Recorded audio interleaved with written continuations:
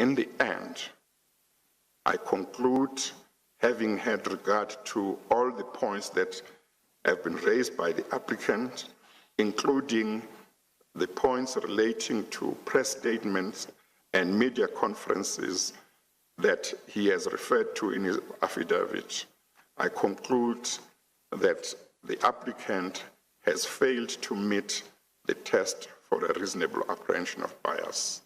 Accordingly, I conclude that the application for my recusal falls to be dismissed, and it is accordingly dismissed. The instruction is to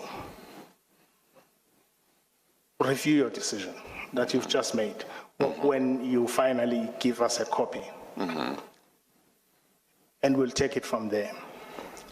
The next, Chair, is that you will realize, maybe I didn't say this enough, is that you have become a judge in the dispute that involves yourself.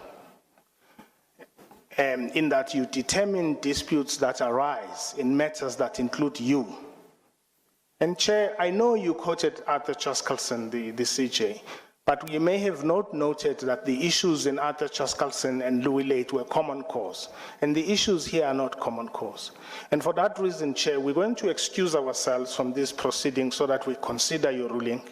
And insofar as the issue of you becoming a judge in your own matter, which on its own is a ground that we've mentioned, that Mr. Zuma mentioned, I want to say that we've also been instructed to bring an application, not an application, to lodge a complaint about you in that regard to the Judicial Service Commission in respect of the issue about which you've made yourself a witness and a judge.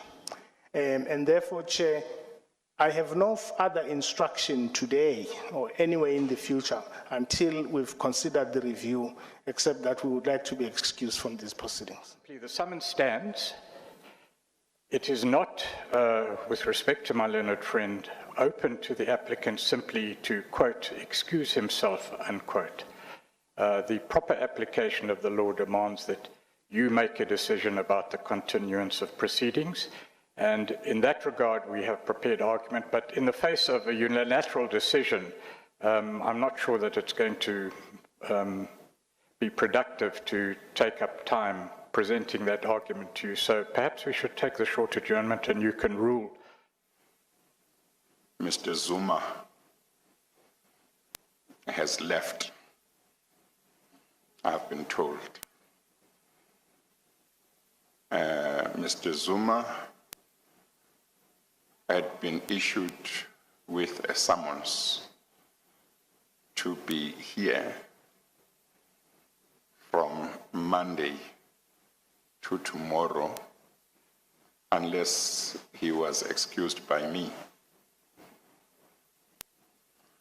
On Tuesday, his lawyers asked me to excuse him for yesterday because he wanted to attend a funeral. I excused him from attending. He has left today without asking me to be excused.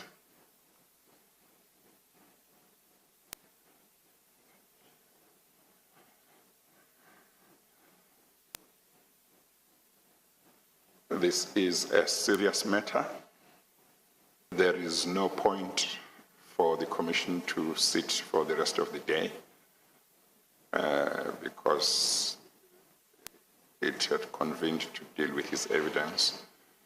There is no point in coming tomorrow because he's not coming back.